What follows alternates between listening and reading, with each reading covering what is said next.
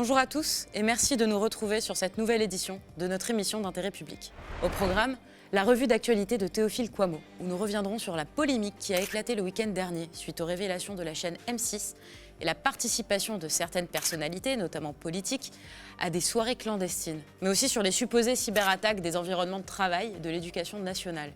Et un dernier sujet, celui d'un secret d'État farouchement gardé par l'État français.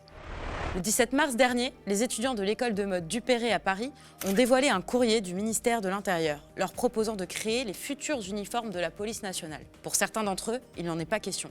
Nous recevons aujourd'hui le témoignage d'un de ces étudiants qui nous explique les raisons de ce conflit. Jusqu'où ira la censure des GAFAM? Après diverses polémiques, c'est la page Cerveau non disponible qui est mise en péril par Facebook après la publication d'une vidéo de manifestation féministe au Mexique. L'un des membres de l'équipe s'exprime aujourd'hui sur notre émission. Mais tout de suite, la revue d'actualité de Théophile Kouammo. Salut Théophile. Salut Elsa. On se retrouve pour ta première revue d'actu sur d'intérêt public. De quoi vas-tu nous parler aujourd'hui? Alors Elsa, je pense que mon intervention, ma revue d'actu, je peux la résumer en 3 hashtags. On veut des noms, Blanquerment et secret d'État. On veut des noms. Le scandale du week-end de Pâques, c'était un secret de Polichinelle, mais la chaîne M6 nous le confirme par un reportage. Certaines personnalités, et notamment politiques, ont pris le temps de se trouver à des soirées clandestines, alors que nous sommes tous confinés. Certains y voient la goutte de trop et réclament l'identité de ces personnes et des sanctions.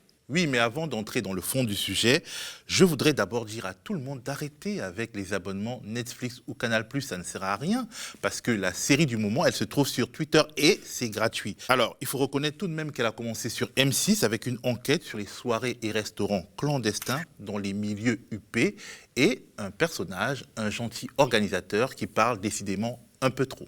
Rassemblement quotidien en haut lieu midi et soir. Comme cette fête payante organisée hier dans un lieu privé de la capitale, 220 € la soirée, caviar et champagne. Sur ces images que nous nous sommes procurées, une quarantaine de convives, sans masque, certains se font la bise. Nous avons contacté l'organisateur de ce dîner illégal. Ce collectionneur renommé se défend et dénonce une pratique généralisée.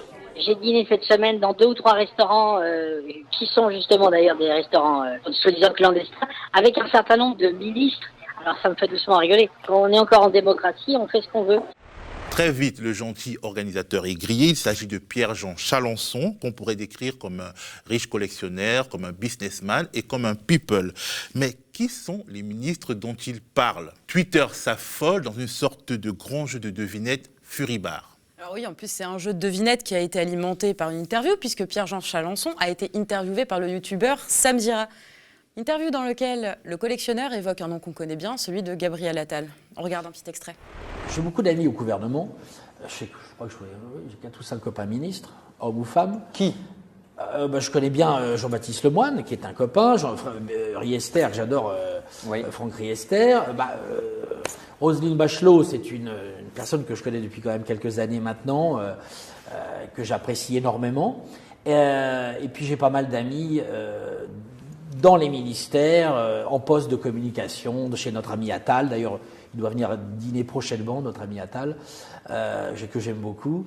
Alors, à la suite du buzz produit par cet extrait vidéo, on a eu un concert de dénégations. Le problème, c'est que ces dénégations se contredisaient mutuellement. Et elles témoignaient de rapports assez compliqués aux faits. D'abord de la part de Pierre-Jean Chalençon. Dans la même interview à BFM, il dit d'abord qu'il n'y avait pas de soirée clandestine, que tout ça n'était qu'un poisson d'avril. Mon cher Brice, je pense que, franchement, c'est le plus gros poisson d'avril de l'histoire de ces 10 ou 15, 20 dernières années. Et j'avoue que franchement, si les gens n'ont pas un peu d'humour, eh bien, ils n'ont rien compris. En tout cas, c'était un énorme poisson d'avril. Un poisson d'avril qui a marché. Je ne pensais pas qu'il marcherait à ce point-là. En gros, il nous explique qu'il a piégé la rédaction de M6, LOL, MDR, tout ça. Caroline Fourest semble le croire et fait même la leçon à M6 dans un tweet assez particulier avant de le retirer. Et pourtant, dans cette interview, en même temps, comme qui dirait, Chalençon explique que, tout bien considéré, c'est lui qui a été piégé par M6. Après, j'ai été piégé par une chaîne de télévision, enfin une rédaction, parce que j'apprécie beaucoup M6. Donc je ne mets pas M6 dans le lot, mais j'avoue que j'ai eu une violation de domicile, on m'appelle, on me harcèle de je ne sais combien de coups de téléphone, je rappelle, on enregistre ma conversation, et là j'étais excédé parce que ça faisait toute l'après-midi qu'on m'avait harcelé au téléphone. Alors malgré ces différents démentis, la Société des journalistes de M6 persiste et signe, l'enquête s'est déroulée dans les règles du journalisme, et le communiqué confirme la présence d'au moins un membre du gouvernement à ces soirées clandestines. De quoi relancer la rumeur concernant Gabriel Attal. Oui, mais ce qui entretient la rumeur Attal, c'est la communication gouvernementale désastreuse sur le sujet. Tu as Gabriel Attal qui affirme sur France 2 qu'il ne connaît pas Chalençon et qu'il n'a jamais été invité par lui. Pierre-Jean Chalençon, alors il est devenu connu depuis quelques jours, affirme avoir organisé des dîners clandestins avec des ministres. Il dit qu'il vous connaît. Il dit notre ami Attal doit venir dîner prochainement. Alors vous deviez venir dîner chez Pierre-Jean Chalençon. Non, j'ai découvert cette invitation avec cette vidéo. Je vais vous dire, Caroline Roux, je ne crois pas du tout que des membres du gouvernement se rendent dans des dîners clandestins, dans des fêtes clandestines. Vous savez, quand on est membre du gouvernement, d'abord, on doit respecter les règles comme n'importe quel citoyen, mais je pense qu'on a plus de devoirs et plus de responsabilités. Mais il ne vous connaît pas, parce qu'on doit montrer l'exemple. Non, je ne l'ai jamais rencontré. Voilà. Donc ça ne vous pose pas de problème qu'ils disent qu'il vous connaît, qu'il vous invite à dîner ? J'ai été surpris. Je pense qu'il s'expliquera sur cette question-là si on lui pose la question. Vous lui demandez de s'expliquer ou pas ? Non, je n'ai pas d'injonction à faire. Je pense que des journalistes lui poseront la question. Et tu as Marlène Schiappa qui dit tout autre chose sur France Info. C'est de sources sûres et confirmées qu'il y a effectivement eu une invitation et que Gabriel Attal l'a refusé fermement cette invitation en disant qu'il y avait des mesures sanitaires et que donc ça allait de soi que lui il ne viendrait pas. Il a été invité dans l'absolu. Il y a eu un message lui disant « Est-ce que dans l'absolu, vous voulez venir un jour ?» Et il a été répondu par un de ses conseillers fermement. Là, il y a des mesures sanitaires et donc évidemment, le ministre ne se déplacera pas. En gros, si l'on en croit la ministre déléguée auprès de Gérald Darmanin, le ministre de l'Intérieur donc, le porte-parole du gouvernement a été invité à une soirée clandestine et a donc juste décliné sans effectuer de signalement officiel à ce sujet. Bref, tout ceci témoigne d'une culture du mensonge et de la dissimulation tout aussi présente dans une autre affaire que l'on peut résumer avec un hashtag Blanquer ment. Encore une série palpitante à suivre sur Twitter. Rappelons juste un petit peu les choses. L'école à la maison a repris le 6 avril dernier pour freiner l'épidémie de Covid-19. Et l'entreprise pour parents et élèves n'est pas aisée puisque les environnements numériques de travail sont criblés de bugs informatiques. Oui, bon, on va dire que nos chères têtes blondes n'en mourront pas d'un jour ou de 2 jours de cours qui ne sont pas bien déroulés en ligne. Mais ces énormes bugs sont surtout gênants politiquement parce qu'avant le reconfinement, le ministre de l'Éducation nationale fanfaronnait à la une du Parisien. Nous sommes prêts, disait-il, et puis finalement, non. C'est con, et du coup, il faut trouver une explication. La première a été une attaque informatique venue de l'étranger. C'était le retour de l'école à la maison hier pour plus de 10 millions d'enfants, avec encore des bugs informatiques liés à des serveurs défaillants et même à des attaques venant de l'étranger, selon le ministre de l'Éducation, Jean-Michel Blanquer. Alors comment c'est possible ça, des attaques qui viennent de l'étranger ? Écoutez Clément David, spécialiste en cybersécurité. Il y a des centaines de milliers d'ordinateurs dans le monde qui sont connectés simultanément, alors qu'ils n'avaient rien à faire là pour des raisons malveillantes, sur le site du CNEL. Et comme ça, en fait, ça fait tomber le site. Mais là, c'est pas que ça n'a pas été prévu. C'est simplement que c'est comme une pizzeria, vous avez 200 000 personnes qui appellent en même temps pour commander une pizza. C'est de la malveillance. Il y a manifestement des gens qui se sont dit, une manière de déstabiliser le gouvernement français, on va faire tomber ce qui aujourd'hui est la symbolique de mesures anti-confinement. C'est impossible à prévoir, c'est très dur à traquer. Et si on veut vraiment suffisamment y mettre les moyens, on peut faire tomber n'importe quel site. Mais tu te rends compte, Elsa ? Qui peut donc en vouloir à notre bon gouvernement libéral, démocratique, membre du camp du bien ? Les Russes qui nous forcent à l'école buissonnière ? Alors tu te moques, mais l'argument des hackers russes qui bloquent nos environnements numériques de travail avait été sorti par Jean-Michel Blanquer en mars 2020, donc il y a à peu près 1 an, lors du premier confinement. Finalement, sa théorie complotiste était tombée à plat et cette fois-ci, il a remis au goût du jour sans citer un pays en particulier et c'est finalement débiné comme la première fois. Est-ce que ça venait de l'étranger, les cyberattaques de ce matin ou pas encore, on n'a pas tous les éléments. Allez-y, rentrez dans l'hémicycle. Est-ce que vous connaissez l'origine des attaques et est-ce que c'est vraiment des attaques ? On va faire un point ce soir complet, c'est des sujets complexes, vous savez, il faut faire une analyse tout simplement. On avait des premiers éléments ce matin et on doit les rassembler toute la journée. Au final, l'explication se rapproche plus d'un film dans le style « Les sous-doués fabriquent un environnement numérique de travail » que d'un James Bond. Il semblerait plus plausible qu'en réalité, l'infrastructure de ces services-là n'ait pas été à la hauteur du nombre de requêtes qui ont été faites aujourd'hui. Mais Jean-Michel Blanquer ne se débine pas, il explique que tout ce bordel, c'est en partie la faute de l'hébergeur français OVH, dont des serveurs à Strasbourg ont subi un incendie il y a peu.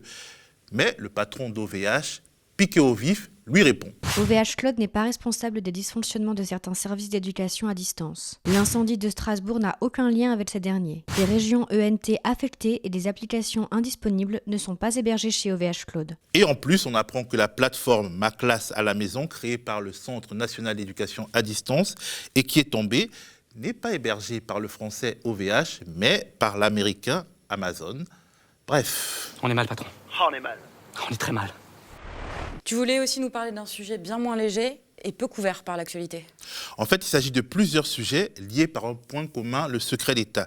Disons par deux points communs, le secret d'État et la France-Afrique. Le premier sujet concerne l'assassinat à Kidal, dans le nord du Mali, donc, de deux journalistes français, Claude Verlon et Ghislaine Dupont de RFI. Ils y étaient en reportage et ils ont été kidnappés puis tués le 2 novembre 2013, a priori par des djihadistes. Une affaire choquante. Naïvement, on peut imaginer que leur pays, notre pays, a tout mis en œuvre pour retrouver les coupables et favoriser la tenue d'un procès. En fait, non. Et le contenu d'une lettre accablante d'Agnès Calamard, rapporteuse spéciale des Nations Unies sur les exécutions extrajudiciaires, a été révélé par Mediapart en France et par le Guardian en Grande-Bretagne. Écoutons un extrait de l'article de Mediapart. La rapporteuse spéciale s'y inquiète des zones d'ombre troublantes dans l'enquête menée en France par le parquet national antiterroriste et juge très préoccupant le fait que ces zones d'ombre soient largement le résultat direct de l'absence de coopération de la part des autorités militaires françaises dans le cadre de la protection du secret défense et des autorités maliennes. En opposant des freins et des limitations à l'enquête en cours et en cachant certains détails du dispositif militaire français présent ce jour-là à Kidal, la France aurait par ailleurs failli à un principe essentiel de droit international, le devoir d'enquête, qui oblige les États à enquêter de manière rapide et efficace sur les assassinats, estime Agnès Calamard. Je suis particulièrement étonné par le fait que, bien que l'identité des suspects soit connue depuis plusieurs années, aucun mandat d'arrêt international, en particulier à destination du Mali, n'a été émis, relève Agnès Calamard. Mais qu'est-ce qui pourrait expliquer cette attitude de la part du gouvernement ? Alors le problème, Elsa, avec le mur du secret défense, c'est que face à lui, on est obligé de se perdre en hypothèses et à prendre le risque de se faire traiter de complotiste par ceux qui cachent la vérité précisément par eux et par leurs relais. Une autre histoire dans le même style, c'est l'affaire du bombardement de Bouaké en Côte d'Ivoire. Il a eu lieu le 6 novembre 2004. À première vue, c'est l'aviation ivoirienne sous le président Laurent Gbagbo, qui n'était pas vraiment le meilleur copain de Jacques Chirac, qui a balancé des obus sur des soldats français en interposition entre son armée et une insurrection. Sauf que les mercenaires biélorusses recrutés par la Côte d'Ivoire pour combattre ces rebelles et qui ont fini par bombarder les Français, un camp français, faisant 9 morts français et 1 mort américain, lui avait été loué par Robert Montoya. C'est qui Robert Montoya? C'est un ancien membre de la cellule des écoutes de l'Élysée sous François Mitterrand, reconverti dans les barbosseries. Ces mercenaires, la France a facilité à plusieurs reprises leur fuite alors qu'ils avaient été arrêtés notamment par les autorités du Togo. Et en ce moment, un procès se tient. Pour en savoir plus sur cette sombre affaire, c'est à la Cour d'assises de Paris. Les mises en cause ont filé, donc ils ne sont pas présents à leur propre procès. Et puis finalement, même leur patron français s'est volatilisé, vu qu'il n'avait jamais été mis en examen, encore moins arrêté. On rappelle qu'à cette période, l'État français avait mis le feu à la Côte d'Ivoire et selon toute évidence, tenté de profiter de la situation pour perpétrer un bon vieux coup d'État dans un pays étranger, comme à la belle époque de la guerre froide. Aujourd'hui, Michel Alliot-Marie, ministre de la Défense au moment des faits, co-responsable de ce scandale qui s'est terminé par une tragédie, 9 morts, 9 soldats français tués, refuse de comparaître pour s'expliquer sans la moindre conséquence. Il ne se passe rien. En République de France, vous êtes responsable, vous montez, vous êtes responsable de la fuite de personnes qui ont tué vos soldats, vous refusez de vous expliquer et rien ne se passe. Déjà, elle avait été sauvée d'affaire par la Cour de justice de la République qui avait empêché qu'elle soit jugée pour son rôle dans cette histoire. Une fois de plus, on en est réduit aux conjectures. Et quand l'avocat des victimes, d'une partie des victimes du moins, maître Jean Ballon, on arrive à la seule conclusion logique, c'est-à-dire que l'État français cherche à se protéger lui-même en protégeant les assassins de ses soldats, Les officiels le traitent de complotiste. La boucle est bouclée. Bref, depuis des décennies, je suis persuadé que la vérité de l'État français, toute la mesure de sa violence et de l'impunité de ses dirigeants se trouve dans son arrière-cour protégé du regard de son opinion publique, ces anciennes colonies d'Afrique. Et quand nos dirigeants ont rôdé là-bas leur machine à réprimer politiquement et économiquement, eh bien, ils viennent l'expérimenter dans ce qu'on appelait jadis la métropole. C'est à ce moment-là que notre indifférence sur cette actualité particulière se retourne contre nous. Si le sujet France-Afrique vous intéresse, vous pouvez retrouver l'enquête publiée ce matin de notre pôle investigation sur les pratiques de l'esclavage domestique par la famille du président tchadien Idriss Déby. Merci beaucoup Théophile pour ta revue d'actualité. On te dit à la semaine prochaine. À la semaine prochaine. Le 17 mars dernier, les étudiants de l'école Dupéré, une école de mode située dans le 3e arrondissement de Paris, font fuiter un courrier du ministère de l'Intérieur. Celui-ci proposait aux écoles de mode de confectionner les futurs uniformes de la police nationale. Mais ce n'est pas tellement l'idée d'un travail déguisé qui blesse ici. Proche de la place de la République, les étudiants sont fréquemment témoins, malgré eux, des violences policières qui s'exercent contre les manifestations, fréquentes à cet endroit de Paris. Mais au soir du 23 novembre 2020, plus que témoins, certains de ces étudiants en ont même été victimes. Pour rappel, un camp de migrants avait été installé place de la République par l'association Utopia 56. Le camp avait été démantelé dans un climat d'extrême violence par les forces de l'ordre. Une étudiante de l'école Dupéré, qui a souhaité conserver son anonymat, revient sur cet événement. À Dupéré, il y a un courrier en fait, qui a fuité parmi les élèves. C'était une lettre écrite par Gérald Darmanin nous proposant de redesigner l'uniforme de la police nationale. C'est un courrier qui a été envoyé à toutes les écoles et les lycées de mode de France. C'est arrivé rapidement comme étant, parce que voilà, du travail déguisé, vous avez l'honneur de nous aider à refaire l'uniforme des policiers, vous serez payé avec cet honneur. Donc bon, ça se discute. Sachant que les uniformes en fait, ne sont pas toujours faits par les écoles. Il y a des entreprises privées qui sont sollicitées pour faire ce travail-là. Ils ont été designés en 2007 par Balenciaga, donc c'était sous Sarkozy. Bon, Balenciaga, grande marque de mode, ils ont forcément été payés. Gérald Darmanin propose ça aux écoles de mode. On dépend de l'État, etc. On ne va pas se mentir, c'est grâce à eux qu'on peut étudier. Mais Dupéré, je pense, refusera quasiment unanimement parce qu'on voit en fait ce que c'est que la police. Moi, je suis à Dupéré du coup depuis 3 ans. C'était le début des Gilets jaunes. Tous les samedis, c'était grosse manif à République. Et en fait, dans notre rue, c'est là où tous les camions de CRS se garaient pour pouvoir intervenir directement sur la place. Sachant que des fois, nous aussi, on a cours le samedi matin. On sort du métro et on se retrouve dans les gaz. C'est là aussi où il y a des distributions de repas pour les Restos du Cœur, où il y a des files de 3 km, où il y a aussi des flics qui interviennent parfois de manière violente.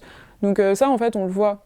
Le soir du 23 novembre, on s'est arrêté en fait, devant un attroupement sur la place de la République. On ne comprenait pas trop ce qui se passait.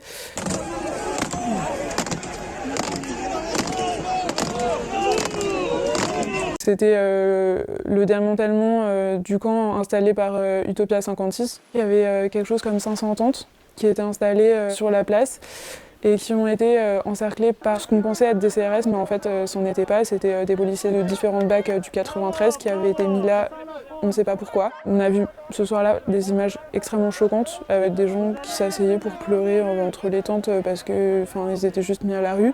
Où en fait la police donc, a saisi les tentes qui avaient été distribuées par les associations. Elles ont toutes été détruites par la suite, ainsi que les couvertures qui avaient été distribuées. J'étais aux côtés de tous ces gens et je me suis pris, comme d'autres, des coups de matraque dans le ventre notamment, un peu partout. Enfin, je vais pas trop compter les coups, mais et on m'a aussi cassé le nez. Je me suis pris un coup de bouclier dans la tête. 1 heure après s'être installés, les migrants et leurs 500 tentes ont été délogés sans ménagement par les forces de l'ordre. Des forces de l'ordre qui n'ont pas hésité à mettre des coups de bouclier ou encore des coups de pied dans la foule. On a vu des scènes vraiment de grande violence. Dans les articles que j'ai vus concernant cette nuit-là, ils disaient qu'il n'y avait pas d'enfants qui étaient présents. Ce qui peut se discuter parce que moi j'ai quand même vu des jeunes, c'était pas des enfants de 8 ans, mais ils avaient 14-15 ans, dont un, je me rappelle, qui est venu me voir. Il boitait, il avait le visage couvert de bleu. Pareil, un gamin qu'un policier a jeté à terre et a commencé à frapper sur le sol, je me suis jetée sur lui pour qu'il s'arrête de le frapper. C'était vraiment horrible comme soirée.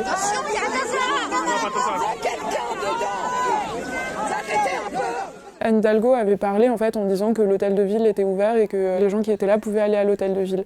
Donc Pas de problème, on s'est dit, on va accompagner les gens à l'hôtel de ville. De la place de la République à l'hôtel de ville, il doit y avoir, je sais pas, peut-être une demi-heure de marche, quelque chose comme ça, en passant par le 3e arrondissement où c'est que des petites rues. Donc on a essayé de marcher jusque là-bas, et en fait dans toutes les rues adjacentes auxquelles on marchait, donc il y avait des policiers, donc avec les LBD, grenades lacrymogènes. On a été bloqués en arrivant à l'hôtel de ville. On a dû faire demi-tour, on a essayé un peu de contourner, etc. et d'y aller quand même. Ça n'a pas été possible. Je crois que c'est quand on est arrivé au niveau du centre Pompidou, là ça a commencé à être vraiment dangereux.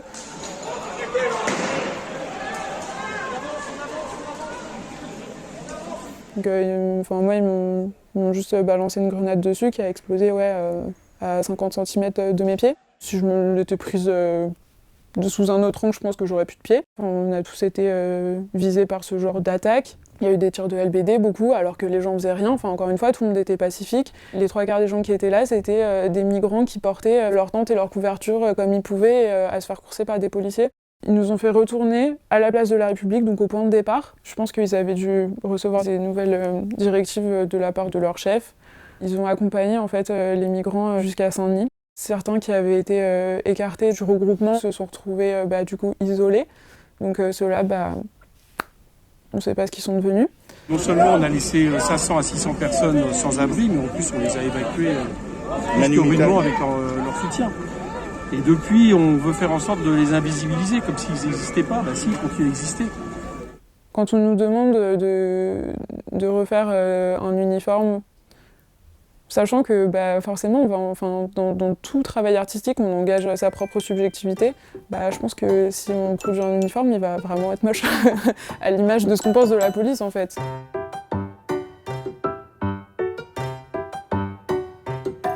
Vous connaissez très certainement le média de lutte Cerveau non disponible, davantage connu pour sa page Facebook suivie par 344 000 personnes. C'est cette même page qui est menacée aujourd'hui par une censure des GAFAM. Samedi 4 avril, Facebook a en effet envoyé un avertissement menaçant de dépublier leur page. En cause, la mise en ligne d'une vidéo se déroulant au Mexique et montrant les images d'une manifestation féministe. Ce n'est pas la seule fois que la page se voit ainsi menacée de fermeture. Facebook veut-il faire taire les luttes sociales et la parole militante ? L'encadrement de la liberté d'expression se fait-elle désormais à la discrétion des GAFAM ? Une membre de l'équipe de Cerveau non disponible, restée anonyme, est venue donner son sentiment sur le plateau du média.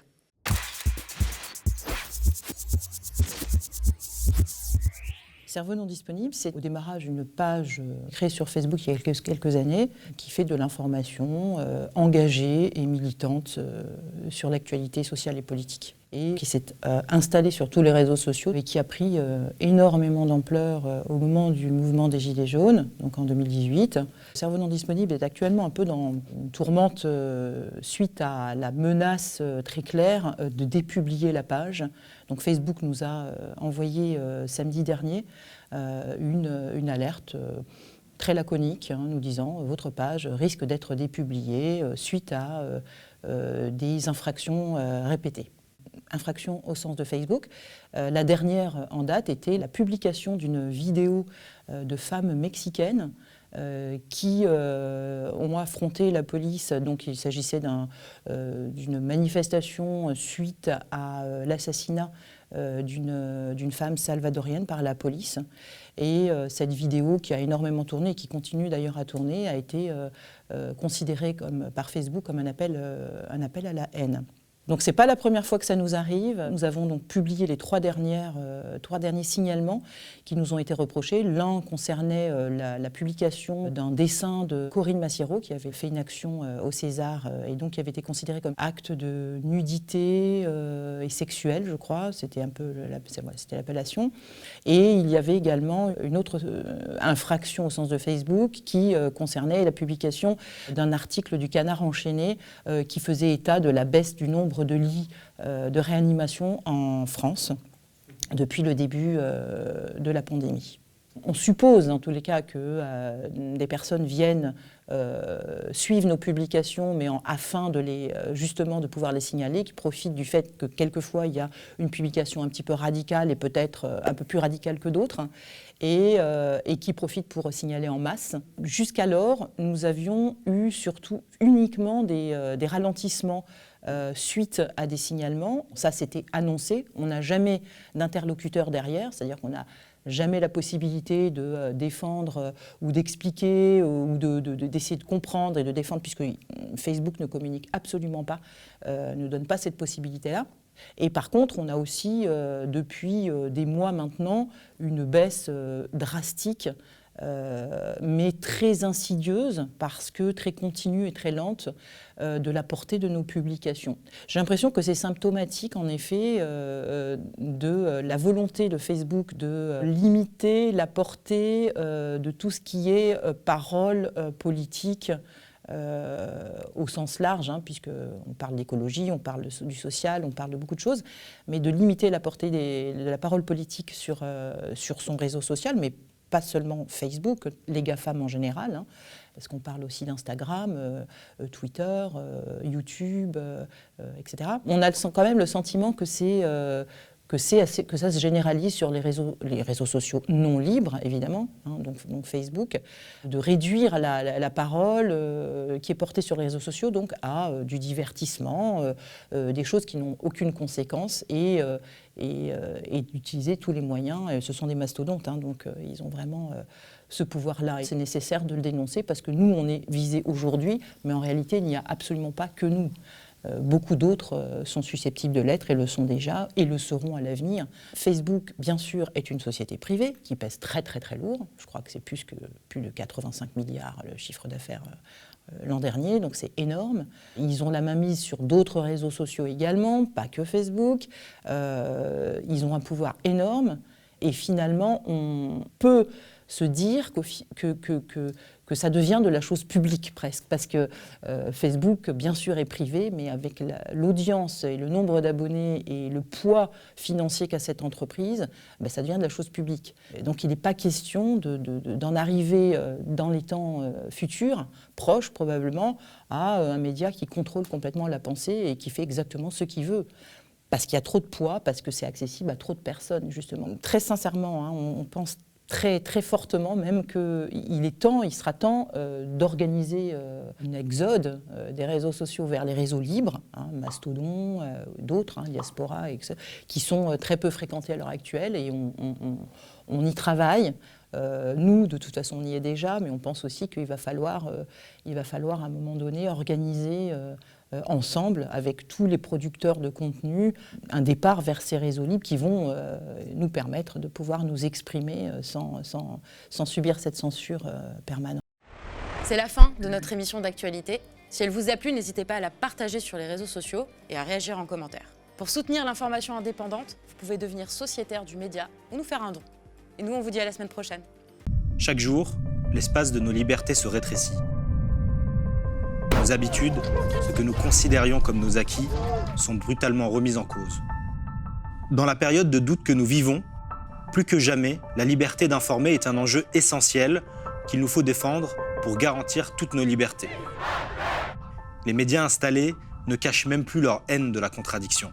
Il est important de questionner leur légitimité dès lors qu'ils répandent sans honte une propagande gouvernementale et stigmatisent, divisent pour permettre à leurs maîtres de mieux régner. Indigénistes, islamistes. Il est de notre devoir de dévoiler les préjugés de ceux-là pour qui un manifestant n'est qu'un délinquant. C'est du maquillage, on vous rassure. Du sang sur un visage, rien que de la peinture, un réfugié, un problème à effacer. Si je retourne au Soudan, est-ce que je vais pouvoir rester en vie ou est-ce que je vais mourir ? Notre engagement, c'est de vous donner la parole. À vous, citoyens pacifiques ou en colère, syndicalistes, activistes, indignés, opprimés et oubliés de la République. Penseurs et intellectuels libres. C'est même la finalité de la démocratie que de réviser ses propres institutions. Donc si on a une force armée qui les défend contre tout changement, c'est plus la démocratie. Vous tous qui avez une parole à défendre, parce que vous portez des valeurs, un idéal commun. Si le gouvernement français nous avait écoutés, on ne serait pas là aujourd'hui pour Cédric Chevia. Cela fait 3 ans que nous avons décidé de construire une alternative aux médias des milliardaires. 3 ans qu'en dépit de tout, grâce à votre volonté, nous tenons.